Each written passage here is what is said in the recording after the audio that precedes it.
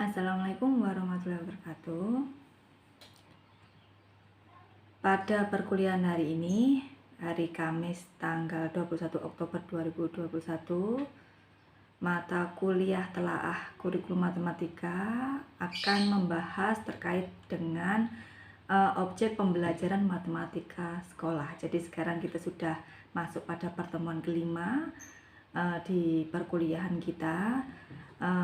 Nanti kita akan bahas satu persatu apa isi dari materi objek pembelajaran matematika sekolah. Jadi nanti kita akan mempelajari terkait dengan fakta, konsep, prinsip, dan keterampilan.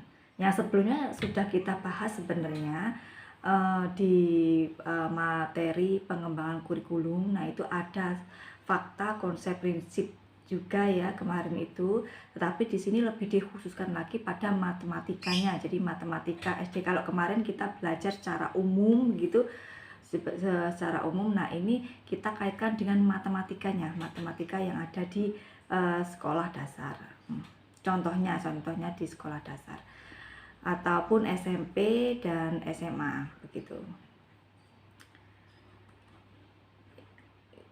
Kita akan mempelajari terkait dengan matematika sekolah ya, matematika sekolah, karena di sini kita jurusannya adalah pendidikan matematika yang nantinya kita akan yang kalian nanti akan setelah lulus akan terjun ke dunia pendidikan, entah itu menjadi guru yang nantinya akan berhubungan dengan siswa dan pelajaran-pelajaran yang ada di sekolah.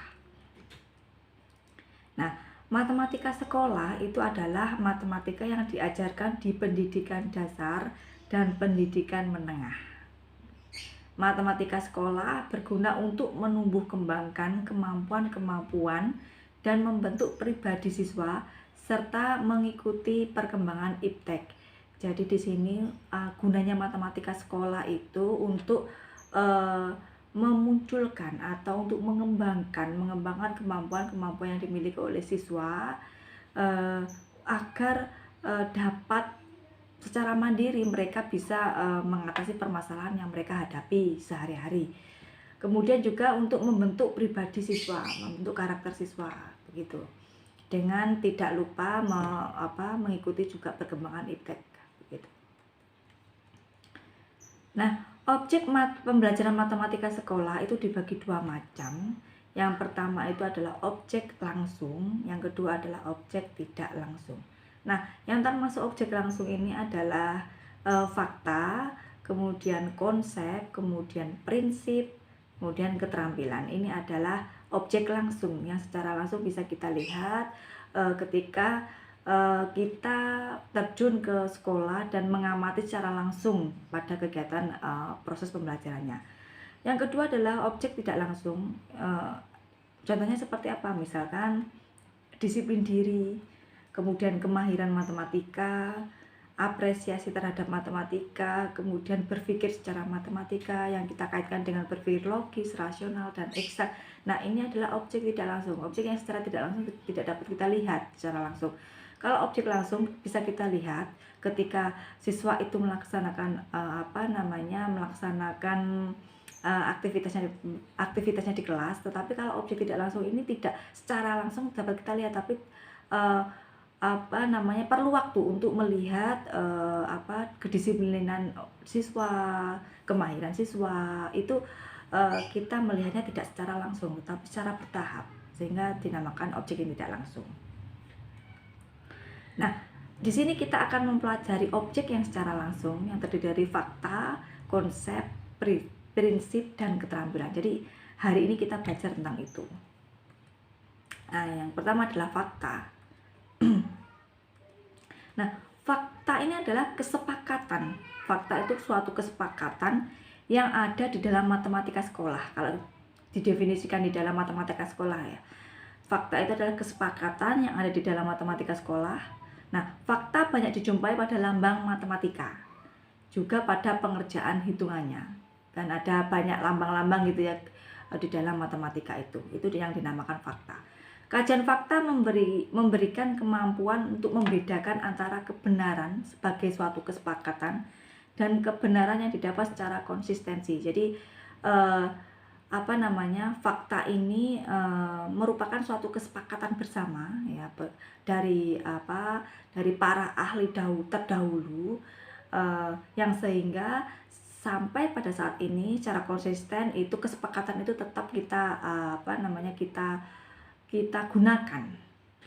Misalnya apa? Nah, contohnya, lambang 5 telah disepakati sebagai lambang bilangan 5. Bilangan 5, maka 5 itu adalah fakta. Jadi sudah kesepakatan dari pakar-pakar terdahulu atau penemu matematika terdahulu bahwa lambang 5 itu disepakati sebagai lambang bilangan 5. Nah, itu sudah disepakati dari dulu sampai sekarang. Jadi secara konsisten lambang 5 itu ya lambang bilangan 5 begitu. Bukan lambang bilangan 6, 7 dan 8 dan seterusnya. Jadi lambang 5 itu disepakati sebagai lambang bilangan 5. Nah, itu merupakan suatu fakta. Kemudian jika ditulis 25, disepakati memiliki arti apa? 25 itu 20 ditambah 5. Ya, 20 ditambah 5. Sudah ada sepakatan seperti itu. Kemudian jika ditulis 2,5 disepakati memiliki arti apa? 2 ditambah setengah. Bukan 20 ditambah setengah, tapi 2 ditambah setengah. Begitu. Jika ditulis 2 akar 2 disepakati memiliki arti 2 kali akar 2. 2 kali akar 2 itu kan 2 akar 2 begitu. Jadi sudah disepakati dari dulu seperti itu. Bukan 20 ditambah akar 2. Ya, tapi 2 kali akar 2.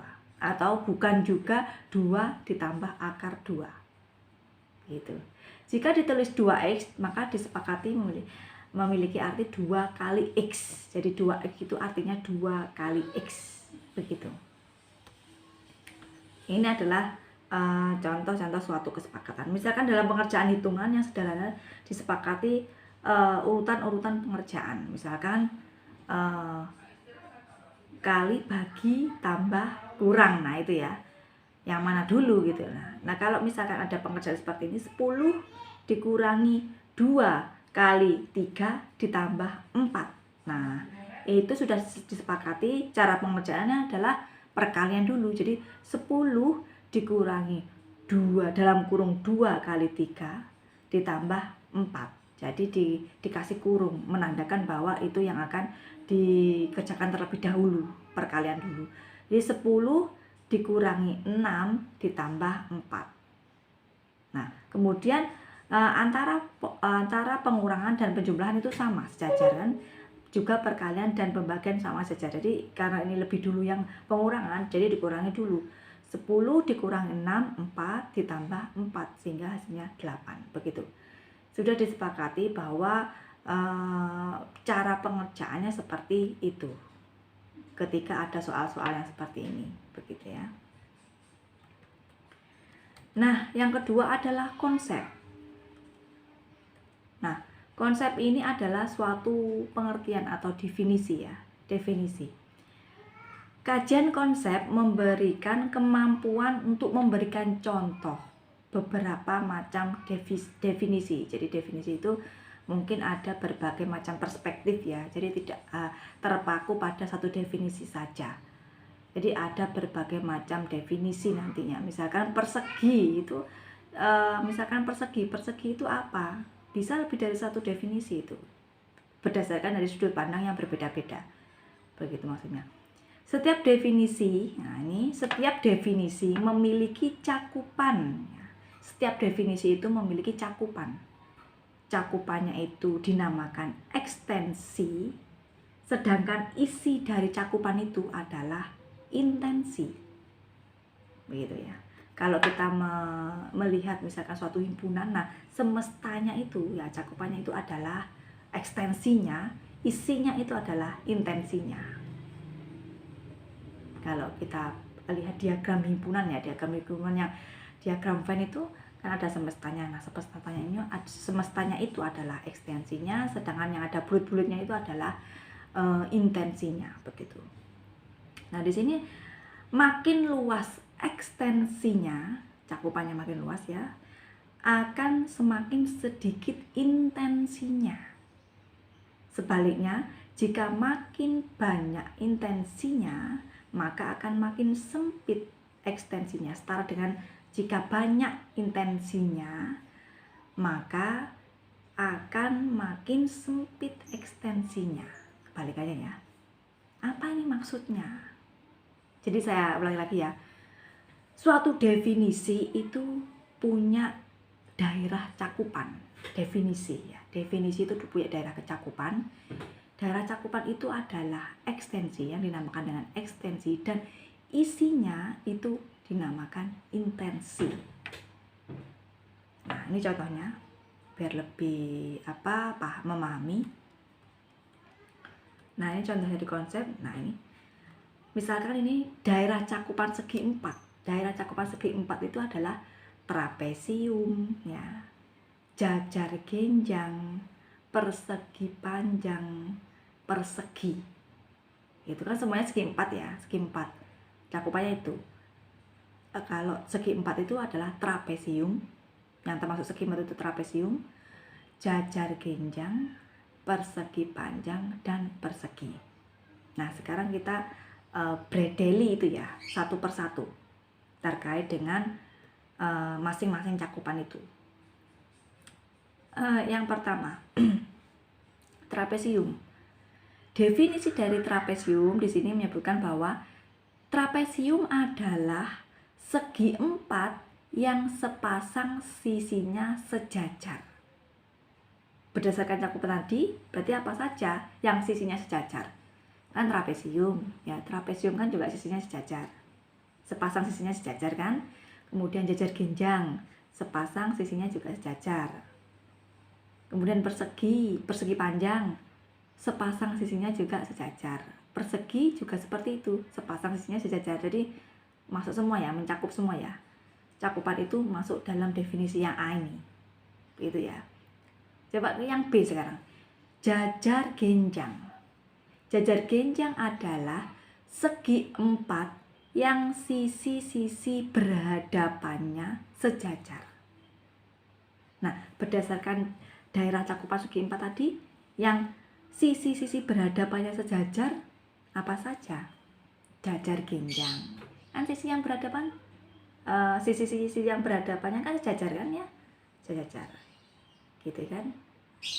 Kemudian persegi panjang. Persegi panjang kan juga sisi-sisi yang ada di hadapannya juga sejajar. Kemudian persegi juga seperti itu. Sisi-sisi yang berhadapan sama panjang. Oke. Jadi ada jajar genjang, persegi panjang, dan persegi. Sekarang kita lanjut ke persegi. Tadi trapesium sudah, jajar genjang sudah, sekarang persegi. Persegi panjang ya, persegi panjang dulu. Persegi panjang. Persegi panjang adalah jajar genjang yang memiliki sebuah sudut siku-siku. Nah, suatu persegi panjang itu juga bisa dinamakan jajar genjang. Jadi di situ nanti juga kan jajar genjang kan juga segi 4 kan. Bisa saja jadi mendefinisikan bahwa persegi panjang itu jajar genjang juga. Jajar genjang yang seperti apa? Jajar genjang yang memiliki sebuah sudut siku-siku. Nah, yang memiliki sebuah sudut siku-siku itu yang apa saja? Kalau trapesium siku-siku enggak kan ya? Trapesium enggak siku-siku. Persegi panjang sendiri siku-siku kan? Ya. Dia memiliki sudut siku-siku. Persegi siku-siku. Ya kan? Gitu. Jadi ada dua, yaitu persegi panjang dan persegi. Gitu ya. Kemudian yang keempat, kita tinjau dari persegi. Daerah cakupannya yaitu persegi. Persegi adalah persegi panjang yang semua sisinya sama. Ya. Persegi adalah persegi panjang yang semua sisinya sama. Yaitu apa? Semua yang sisinya sama itu hanya satu, yaitu persegi saja kan? Jadi dari sini bisa dapat kita ketahui bahwa semakin luas ekstensinya, semakin sempit intensinya, semakin sedikit intensinya. Luasnya apa? Cakupannya luas. Ekstensinya yaitu trapesium, jajar genjang, persegi panjang, persegi, sehingga mendapatkan paling akhir itu adalah satu, yaitu persegi intensinya. Begitu. Kemudian dari sini dapat disimpulkan apa? Bahwa ya trapesium itu adalah ya segi empat. Segi empat itu adalah, jajar genjang itu adalah segi empat. Jajar genjang itu ya persegi panjang. Kemudian persegi panjang itu ya persegi. Karena sama-sama segi empat. Tetapi yang seperti apa? Jadi trapesium, jajar genjang, persegi panjang, dan persegi itu adalah segi empat. Tapi ya segi empat yang seperti apa? Kalau kita misalkan kita definisikan trapesium itu segi empat yang apa? Jajar genjang itu segi empat yang apa? Persegi panjang itu jajar genjang yang seperti apa? Boleh, bisa kita mendefinisikan persegi panjang adalah jajar genjang yang seperti apa? Disesuaikan dengan ciri-ciri dari persegi panjang. Misalkan itu tadi mempunyai sudut siku-siku misalkan.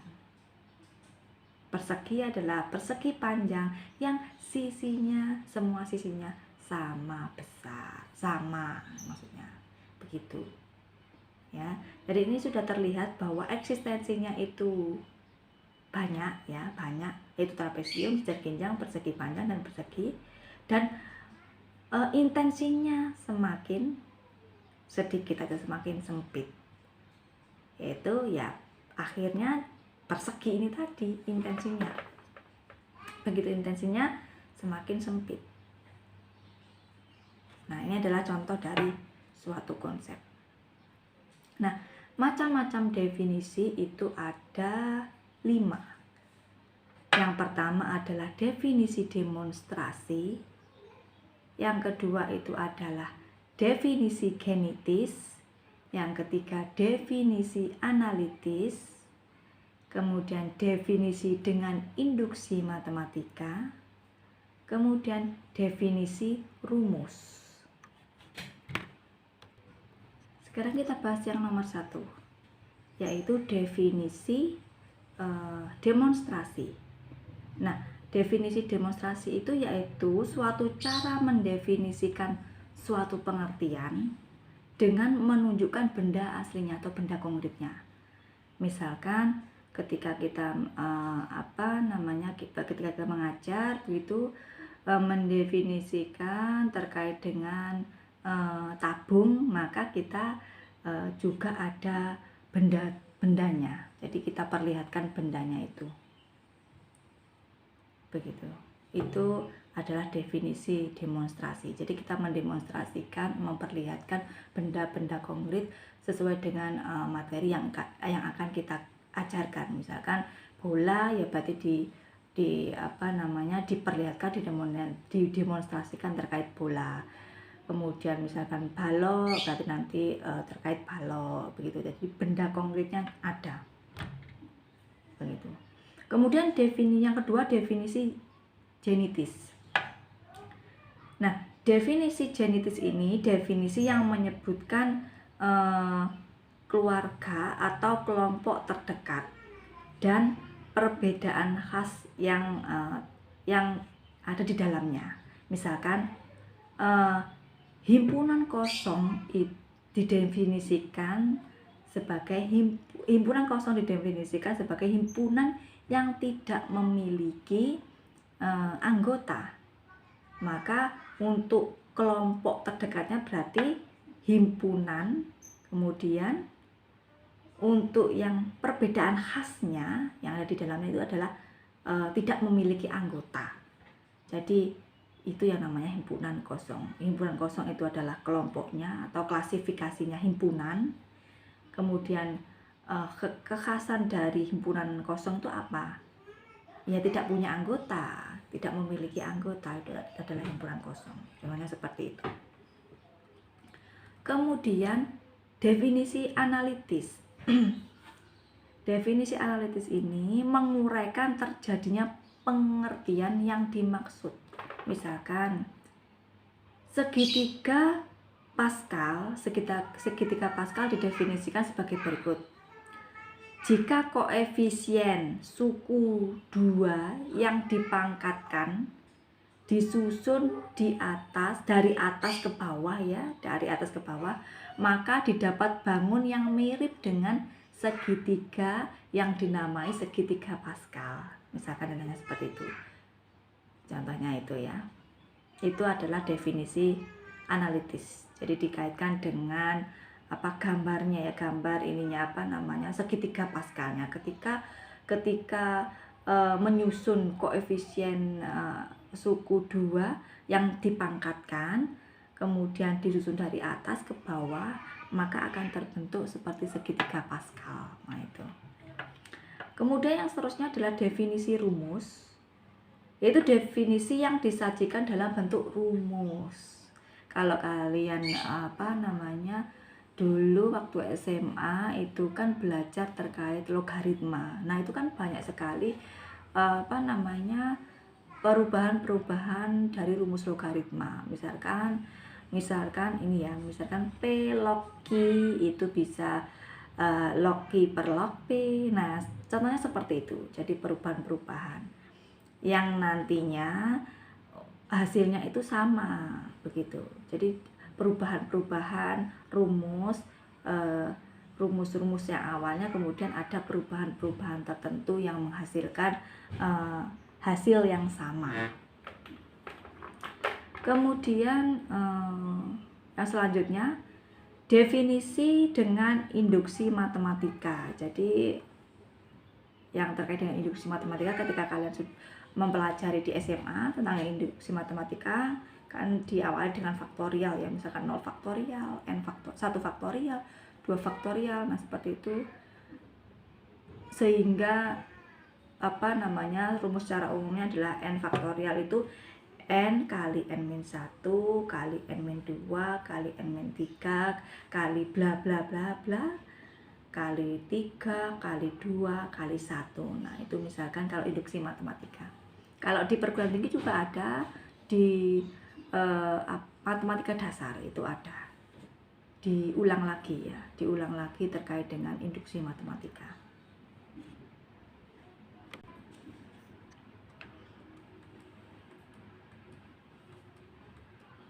Kemudian masuk ke prinsip. Nah, prinsip adalah pernyataan yang biasa dikenal sebagai aksioma atau dalil. Nah, contohnya jumlah ukuran sudut suatu segitiga sama dengan 180 derajat. Nah, ini bukan sebuah ya, tapi suatu ya. Saya keliru untuk mengetikkannya tadi. Jadi jumlah ukuran sudut suatu segitiga sama dengan 180 derajat. Ini dalil ya, sudah dalil. Kemudian jika A sama dengan B dan B sama dengan C, maka A sama dengan C. Itu sudah dalil ya. Ketika nanti kalian belajar teori bilangan ini juga ada. A sama dengan B dan B sama dengan C, maka A sama dengan C. Itu sudah dalil. Itu buktinya juga sudah ada. Kemudian yang ketiga, kuadrat sisi miring segitiga, siku-siku ya, sama dengan jumlah kuadrat sisi siku-sikunya. Jadi kalau kita belajar segitiga Pitagoras itu ya, Pitagoras berarti kan biasanya C kuadrat sama dengan A kuadrat ditambah B kuadrat dengan C kuadratnya adalah sisi miring. Itu sudah merupakan dalil. Nah, aksioma dan dalil merupakan komponen sangat penting pada penalaran deduksi. Demikian juga pada penarikan kesimpulan yang berupa kebenaran konsistensi pada ilmu matematika yang utuh sistem dan struktur aksiomatiknya kalau kita belajar di pembuktian. Karena matematika sekolah terdiri atas bagian-bagian matematika yang dipilih guna untuk menumbuh kembangkan kemampuan-kemampuan dan membentuk pribadi siswa serta mengikuti perkembangan iptek, maka bahan ajar matematika menjadi tidak utuh sistem dan strukturnya, sehingga ada kalanya suatu dalil itu tidak diajarkan sebagai prinsip tetapi diajarkan sebagai fakta. Jadi ketika kalian sudah belajar di perguruan tinggi, maka dalil-dalil seperti itu ya seperti itu sudah untuk membuktikan suatu konsep itu sudah menggunakan dalil-dalil ya, kalau kita belajar di perguruan tinggi. Tetapi ketika kita sudah terjun ke sekolah dan mengajar materi matematika sekolah, maka dalil itu dalam pembuktiannya itu kita tidak menyebutkan bahwa itu dalil, tapi itu adalah fakta. Kita kaitkan dengan fakta. Jadi untuk membuktikan suatu konsep kita kita ajarkan sebagai fakta, tapi bukan sebagai dalil. Karena mereka belum mengetahui apa itu dalil. Jadi kita mengajarkannya sebagai fakta. Nah, caranya bagaimana? Dalil kita bawa ke fakta. Nah, bagaimana? Coba ini kita lihat. Nah, contohnya seperti ini. Nah, dalilnya yang pertama tadi ya, yang saya sebutkan tadi di awal tadi, jumlah ukuran sudut suatu segitiga sama dengan 180 derajat.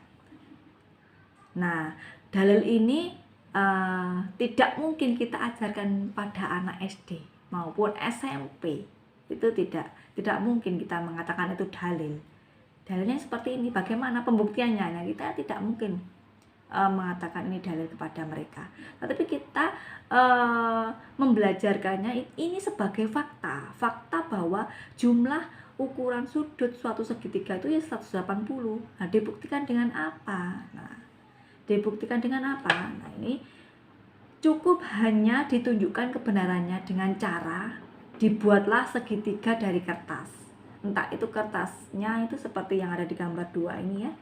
Kertasnya itu acak-acakannya tidak simetris begitu, tapi nggak apa-apa, ini hanya sebagai bahwa ini adalah suatu fakta bahwa jumlah sudut segitiga itu adalah 180 derajat. Kita tidak pakai dalil karena kita belajar membelajarkan ke anak SD. Kaki-kaki sudut. Nah, dari dibuatlah segitiga dari kertas itu tadi ya, kemudian dipotong-potong bagian sudutnya. Kaki-kaki sudut dihimpitkan sehingga terlihat bahwa jumlah ukuran sudut segitiga tersebut sama dengan ukuran sudut lurus. Jadi tadi dari segitiga dari kertas itu tadi, kemudian dipotong-potong bagian sudutnya ini kan ya. Dipotong bagian sudutnya ini dipotong.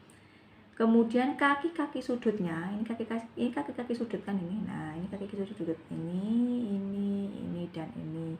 Kaki-kaki sudutnya dihimpitkan. Nah, saling dihimpitkan antara kaki yang ini, gambar yang ini sama, kemudian ini sama kakinya yang ini, yang segitiga 2 ini, kaki dari segitiga 2 dan segitiga dihimpitkan, kaki dari segitiga 3 dan segitiga 1 dihimpitkan.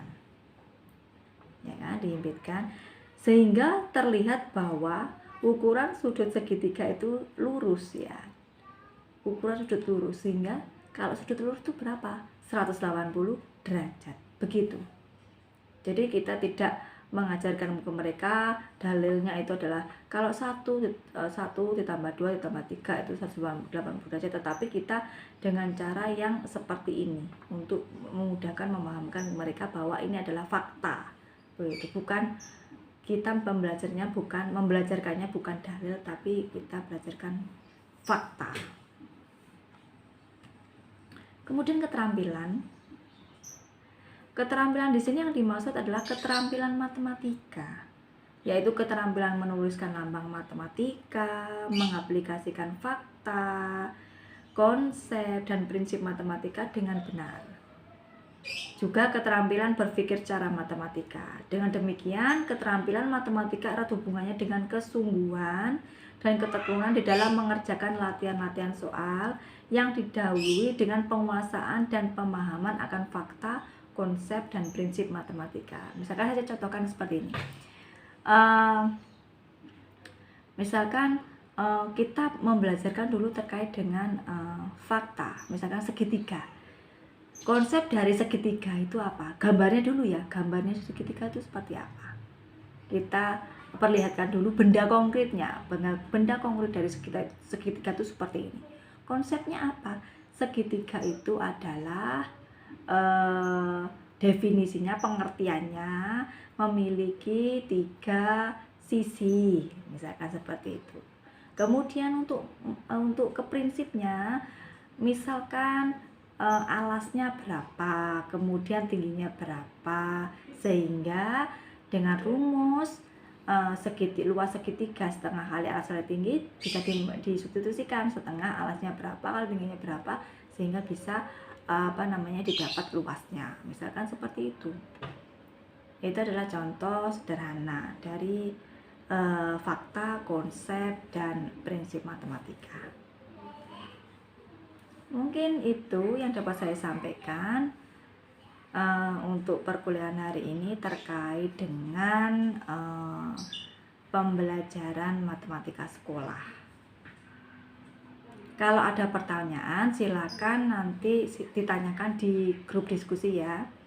Nanti akan saya lihat dan nanti akan saya tanggapi terkait dengan pertanyaan-pertanyaan yang belum materi-materi yang belum dipahami dalam penjelasan dari saya.